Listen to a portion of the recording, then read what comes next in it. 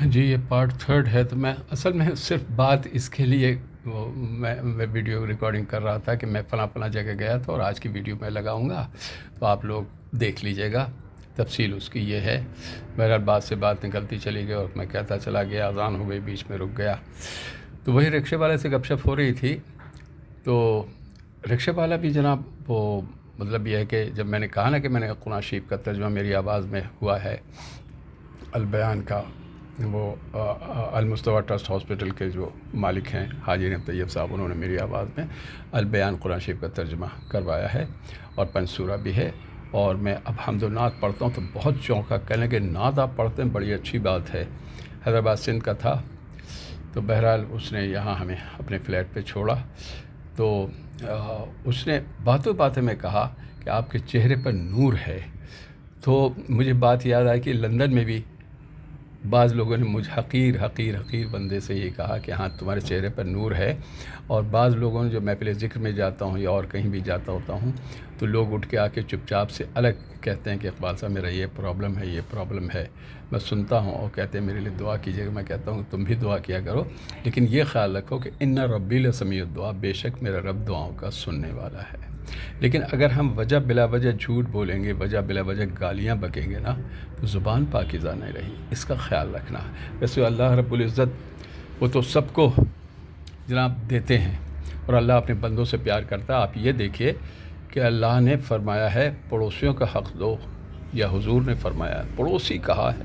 یہ نہیں کہا کہ مسلمان پڑوسی کا یا عیسائی پڑوسی کا حق دینا، یہ کہا۔ تو انسان یا لیس الانسان الا ما سعی، انسان نے جتنی کوشش کی اس کو اتنا ملا۔ قولوا للناس حسنا، انسان کے ساتھ سے بات کرو۔ تو اور ہم کس میں بیٹھے ہوئے ہیں؟ ہم تو مسلمان تو الگ ہے، وہ وہابی ہے، وہ دیوبندی ہے، وہ سنی ہے، وہ شیعہ ہے،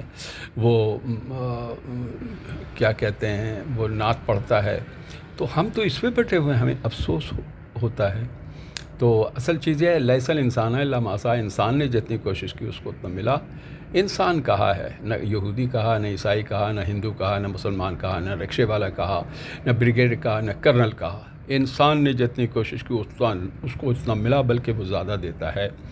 تو بات یہ ہے کہ ذرا سا سوچو تو صحیح۔ تو بہرحال اس نے یہ بات کہی، اور اس سے قبل بھی مجھ حقیر بندے کے بارے میں یہی کہا، جیسے میجر مسرت صاحب ہیں طوبہ فاؤنڈیشن کے، کہ بھائی اقبال صاحب کے ساتھ ایک شام نہیں، ایک رات بھی اگر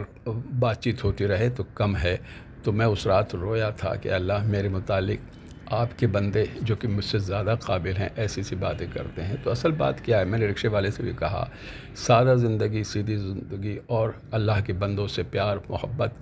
اور ان کے کام آنا جہاں تک ہو، خیر الناس من ینفع الناس، بہتر انسان جو ہے انسانوں کام آئے۔ اپنے لیے تو سب ہی جیتے ہیں اس جہاں میں، ہو زندگی کا مقصد اوروں کے کام آنا، لیکن اس سے لوگ ناجائز فائدہ بھی اٹھاتے ہیں، اس سے بچ کے رہنا ہے، تھوڑا سا حکمت سے کام لینا ہے، لوگوں کو پہچاننا ہے۔